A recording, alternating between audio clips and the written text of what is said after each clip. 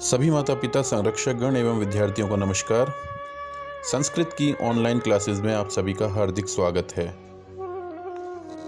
तो आज हम कक्षा 6 संस्कृत रुचिरा के अध्याय 5 को प्रारंभ करने जा रहे हैं।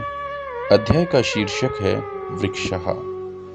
प्रस्तुत अध्याय एक सुंदर कविता के रूप में रचा गया है। इस कविता के रचयिता हैं डॉक्टर हर्षदेव माधव। प्रस्तुत अध्याय में कवि ने वृक्षों के महत्व का सुंदर चित्रण किया है। इस अध्याय में कवि के द्वारा वृक्षों को मनुष्यों का सच्चा मित्र बताया गया है। वृक्ष मनुष्य के लिए सर्वथा उपयोगी एवं कल्याणकारी हैं। वृक्षों की शाखाओं पर बैठे हुए पक्षी कलरव करते हैं। ऐसा प्रतीत होता है मानो वृक्ष मानव के मनोरंजन के लिए मधुर गीत गा रहे हैं। वृक्ष केवल वायु का भक्षण करते हैं और जल पीते हैं, परंतु वे मनुष्यों को फल, छाया इत्यादि प्रदान करते हैं और अपने इसी स्वभाव के कारण उन्हें साधु भी कहा गया है। यहां मैं साधु की परिभाषा बताना चाहूंगा। आपने अपने जीवन में कई ऐसे मनुष्यों को देखा होगा जिन्होंने अपनी जटाएं बढ़ा रखी हो, भगवा वस्त्रों को धारण कर रखा हो, एक सन्यासी का वेश धारण कर रखा हो और हम उन्हें साधु कह देते हैं। वस्तुतः साधु वह होता है जिसका जीवन परोपकार के लिए हो। भिक्षा मांग करके जीवन यापन करने वाला साधु नहीं हो सकता, परंतु अपना जीवन शांत रह करके परोपकार में लगा देने वाला साधु कहलाता है। तो हम देखते हैं कि वृक्ष अपने जीवन काल में सिर्फ और सिर्फ लोगों का परोपकार करता है। वह मनुष्यों को छाया देता है, फल देता है, लकड़ियां देता है, कई प्रकार की जड़ी बूटियां भी देता है।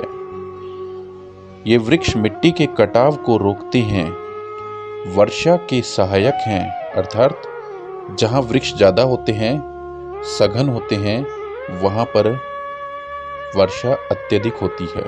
तो इस प्रकार वृक्ष अपने जीवन काल में समाज और मनुष्यों का सिर्फ उपकार करते हैं। केवल मनुष्यों का ही नहीं, ये सभी जीवधारियों के जीवन दाता और अन्नदाता हैं। तो इसी स्वभाव के कारण इन्हें साधु कहा गया है, क्योंकि साधु का जो वास्तविक अर्थ है वो श्रेष्ठ जन होता है। तो आइए अध्याय की विषय वस्तु को देख लेते हैं। वने वने निवसन्तो वृक्षः, वनम वनम रचयन्ति वृक्षः। वने वने प्रत्येक वन में, निवसन्तो रहते हुए, वृक्षः पेड़।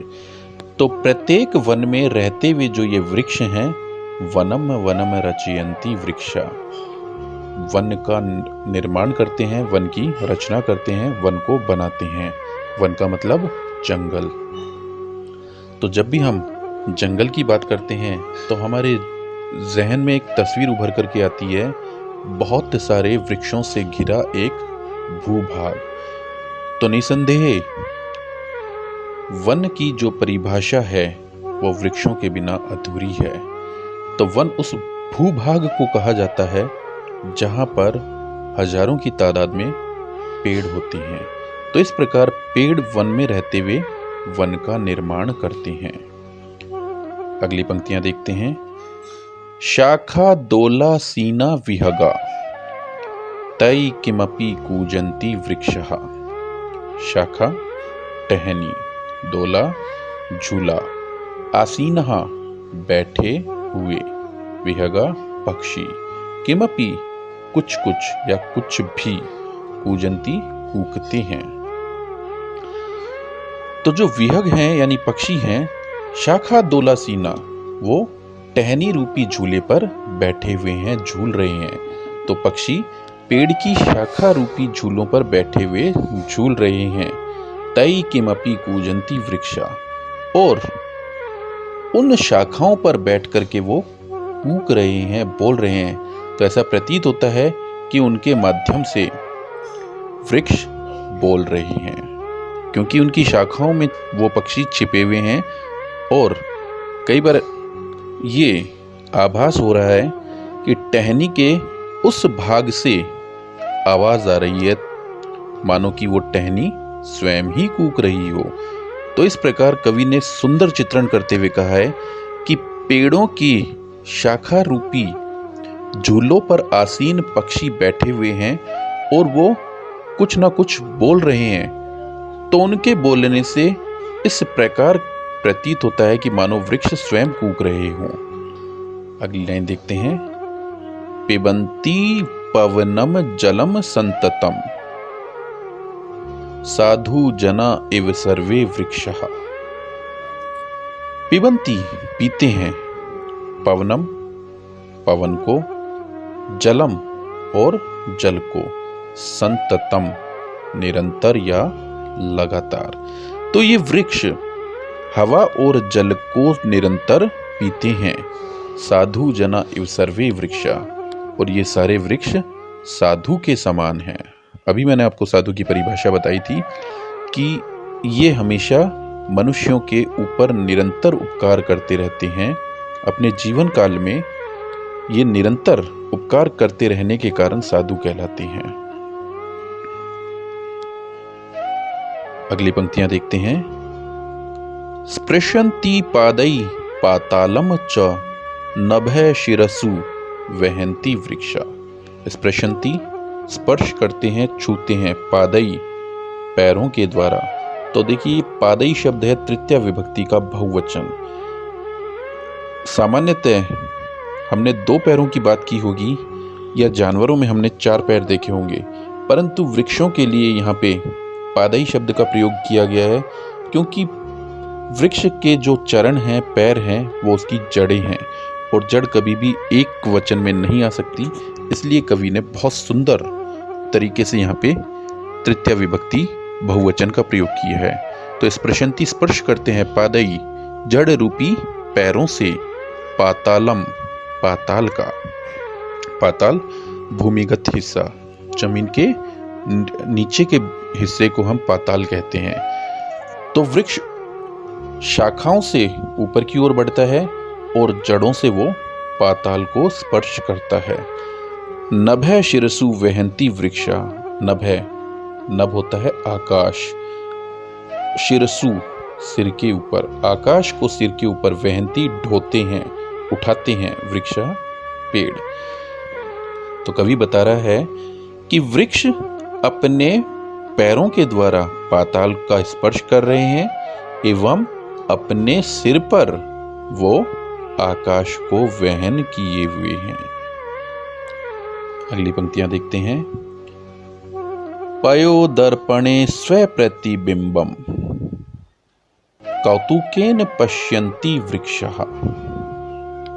पयो दर्पणे, पय होता है जल और दर्पणे दर्पण में। तो जल रूपी दर्पण में स्व प्रतिबिंबम अपने अक्ष को, अपनी छाया को, अपनी परछाई को, कौतुकेन आश्चर्य रूप से, पश्यन्ति देखते हैं, वृक्षा पेड़।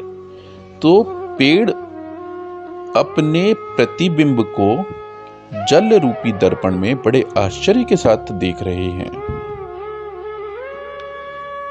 प्रसार्य स्वेच्छाया संस्तरणम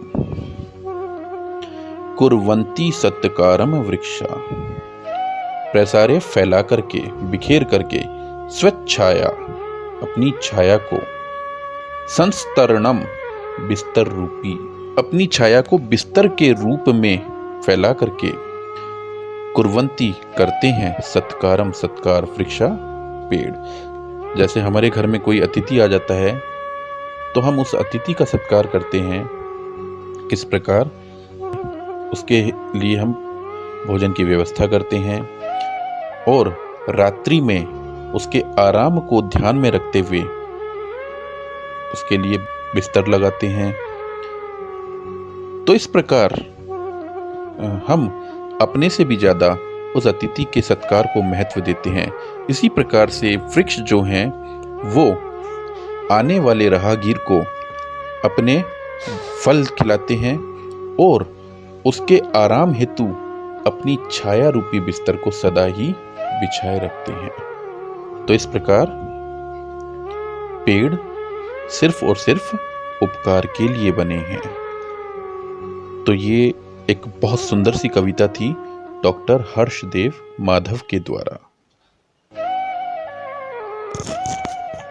तो आइए अब इसके अभ्यास प्रश्न को हल कर लेते हैं। सबसे पहले शब्दार्थ। वने वने प्रत्येक वन में, निवसन्तः रहते हुए या रहने वाले, रचयन्ति रचते हैं या बनाते हैं, शाखा डालियां या टहनियां, दोला झूला, आसीनः बैठे हुए हैं, विहगः पक्षीगण, किमपि कुछ भी, कूजन्ति कूकते हैं या कूकती है। पक्षी की बोली के लिए हम कूकना शब्द का प्रयोग करते हैं। आपने सुना भी होगा कोयल बागों में कूक रही है। संततम निरंतर या लगातार, साधु जना तपस्वी लोग या सज्जन।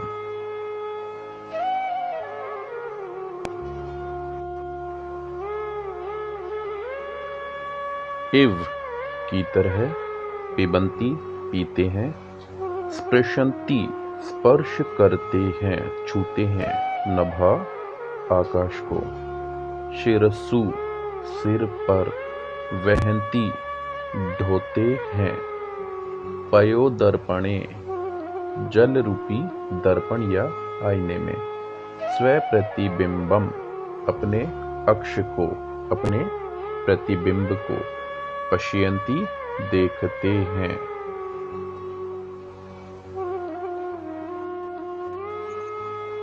कौतुकेन आश्चर्य से, प्रसार्य फैलाकर, स्वेच्छाया संस्तरणम अपनी छाया रूपी बिस्तर को।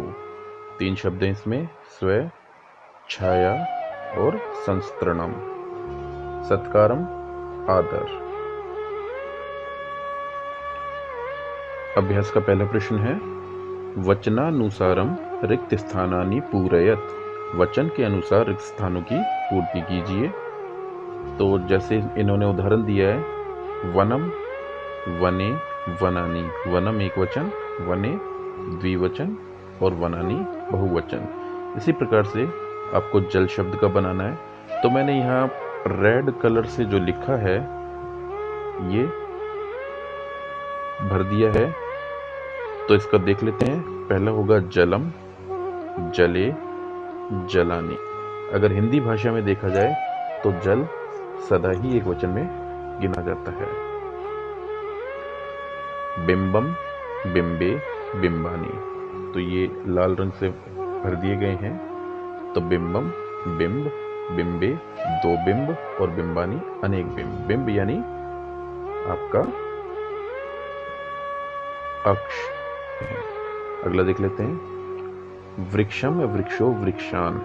तो पवन का हो जाएगा पवनम, पवनौ, पवनान। और जन शब्द का हो जाएगा जनम, जनौ, जनान।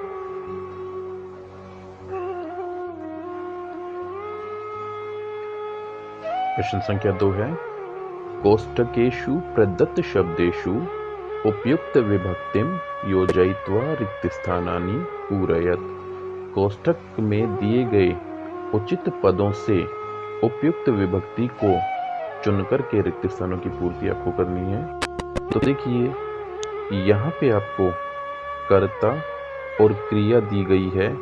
कर्म आपसे पूछा गया है। कर्म का अर्थ होता है क्रिया का प्रभाव जिस पर पड़ता है। अर्थात हम क्रिया से प्रश्न पूछें, क्रिया उसका जवाब दे, तो वही कर्म है। जैसे पहले वाले में है अहम खादामी। अहम करता है आपका और अहम के साथ में आमी ये क्रिया है। तो अहम खादामी, मैं खाता हूँ। अब हम क्रिया यानी खाने से पूछते हैं, मैं खाता हूँ। तो हमने क्रिया से प्रश्न पूछा कि मैं क्या खाता हूँ, तो जवाब आया रोटी काम, रोटी को। तो क्रिया जिसका जवाब दे वो कर्म होगा। तो कर्म हमने इस तरीके से यहाँ पे भर रखे हैं। हमेशा आपको यहाँ पे एक बात का ध्यान रखना है कि कर्म एक वचन में है तो उसमें सदैव द्वितीय विभक्ति का एक वचन रूप भर दीजिए। उसकी आसान सी पहचान है, वर्ण के अंत में या तो हलंत वाला मैं आ जाएगा, अगर आप मैं नहीं लगाते हो तो ऊपर इस तरीके से एक अनुस्वार लगा देंगे। सिर्फ इतना ही करना है और कुछ नहीं करना, क्योंकि कर्म में सदैव द्वितीय विभक्ति होती है यदि वो एक वचन है तो।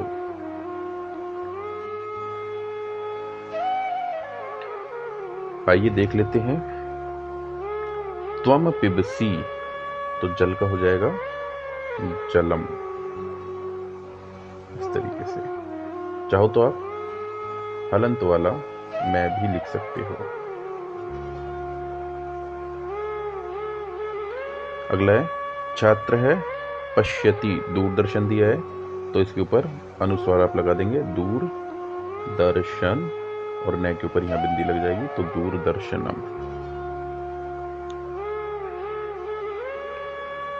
वृक्षः पिबन्ति, पवन शब्द दिया है यहाँ पे, न के ऊपर अनुस्वार आप लगा देंगे तो बन गया पवनम। नेक्स्ट है ताहा लिखंती, कथा शब्द का हो जाएगा कथाम। नेक्स्ट देखते हैं आवाम गच्छावे, जंतुशाला दिया है, जंतुशाला का हो जाएगा जंतु शालाम, इस तरीके से।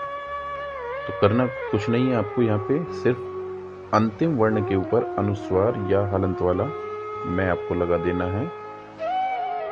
तीसरा प्रश्न देखते हैं अधोलिखितेषु वाक्येषु कर्तपदानि चिनो। आपको इसमें से कर्ता चुनने हैं। ये पहला आप इसको सही कर लेंगे। आपको अगर दिखाई नहीं दे रहा है तो लिखा है वृक्षः नभः शिरसु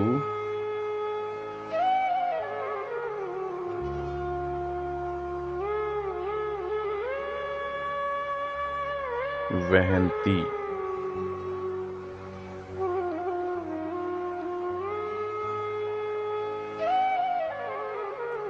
तो वृक्ष नभ होता है आकाश को, सिरसु सिर पर, वहंती ढोते हैं या धारण करते हैं, वहन करते हैं, वहंती वहन करते हैं। तो इसमें कर्ता कौन है, काम को कौन कर रहा है? इसमें कर्ता हो जाएगा आपका काम को करने वाला, वो है वृक्षः। तो इसलिए हमने यहाँ पे जवाब लिख दिया वृक्षः। तो पहले का जवाब वृक्ष आप लिख देंगे। दूसरा है विहगा वृक्षेषु कूजंती, पक्षी पेड़ पर कूजते हैं। तो काम को कौन कर रहा है इसमें? कूजने का काम कौन कर रहे हैं? विहगा। तो इसलिए इसमें कर्ता शब्द हो जाएगा विहगा। अगला है पयोदर्पणे वृक्षः प्रतिबिंबम पश्यन्ति। जल रूपी दर्पण में वृक्ष अपने प्रतिबिंब को देखते हैं। तो देखने का काम कौन कर रहे हैं? वृक्ष। तो यहाँ पे कर्ता हो जाएगा आपका वृक्षः। नेक्स्ट है कृषकः अन्नानि उत्पादयति, किसान अनाज उत्पन्न करता है। तो काम कौन कर रहा है इसमें? किसान। क्या कर रहा है? अनाज को उत्पन्न करने का। तो आपको कर्ता बताना है, वो हो जाएगा कृषक। सरोवरे मत्स्याः सन्ति, तालाब में मछलियां हैं। अब इसमें क्रिया संति है। संति का मतलब है।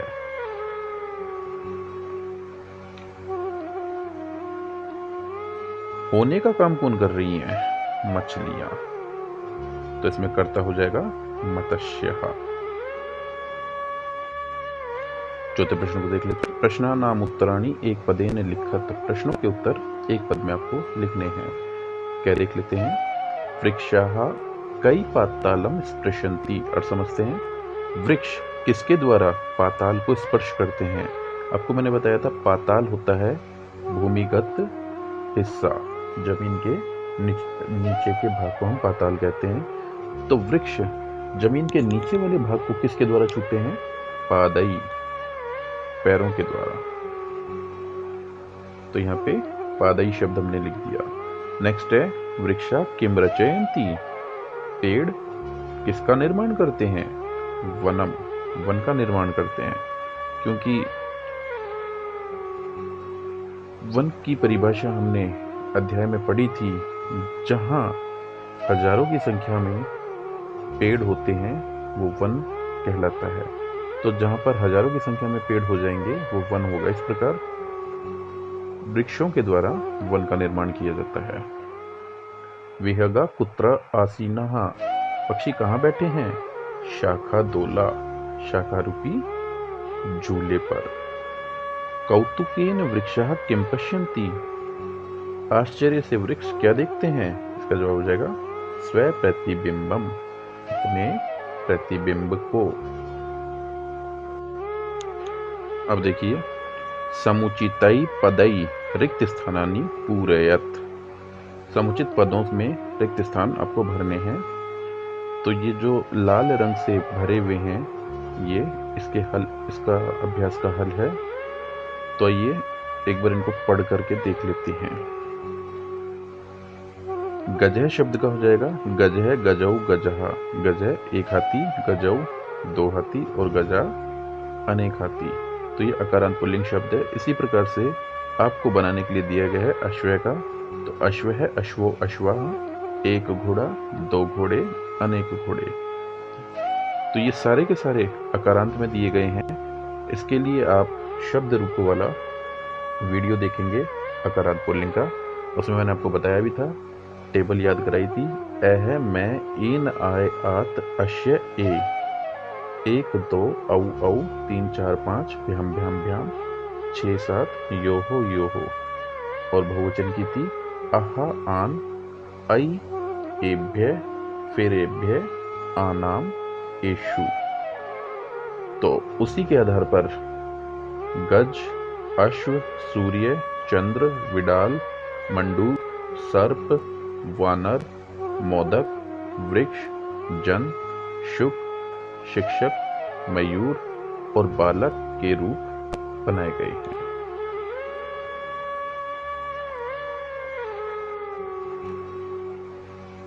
अगला प्रश्न है भिन्न प्रकृतिम पदम चिनुत, भिन्न प्रकृति वाले पद को चुनिए।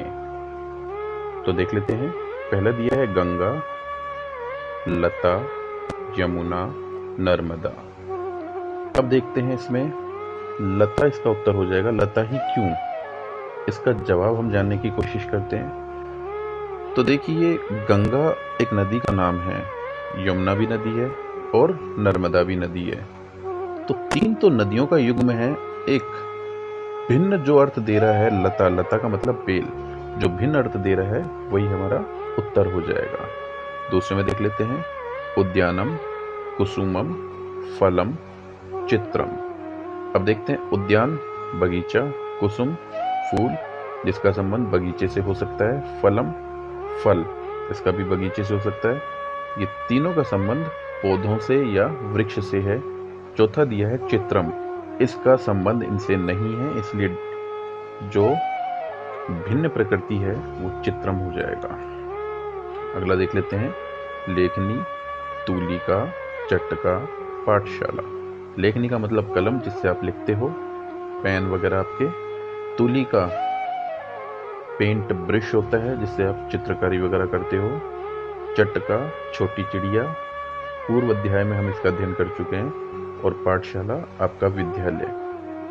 तो चटका का संबंध पढ़ाई लिखाई से नहीं है, लेखनी का संबंध पढ़ने से है, तूलिका का आपकी स्टेशनरी पढ़ने से है और पाठशाला जहां पढ़ने जाते हो। लेकिन चटका चिड़िया इसका संबंध इन तीनों से नहीं है, इसलिए ये भिन्न प्रकृति है। अगला देख लेते हैं आम्रम, कदली फलम, मोदकम, नारंगम। आम्रम का मतलब हो गया आम, कदली फलम केले का फल, मोदक लड्डू और नारंगम नारंगी। तो देखिए, आम एक फल है, केला एक फल है और नारंगी एक फल है। जो मोदक है वो लड्डू होता है, ये एक मिठाई है, इसलिए इन तीनों से भिन्न प्रकृति इसकी हो जाएगी। तो उम्मीद है आज का अभ्यास आपको अच्छे से समझ में आया होगा। आज के लिए बस इतना ही।